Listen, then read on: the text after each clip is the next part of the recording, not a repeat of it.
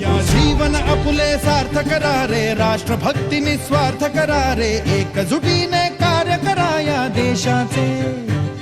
या साथी बना अनसाथ करा रे, मातृभूमी ही आज पुकारे. जागृत होऊन कंकण बांधू दिवस रात्र झटण्याचे. मातेच्या पायाशी हे अर्पण प्राण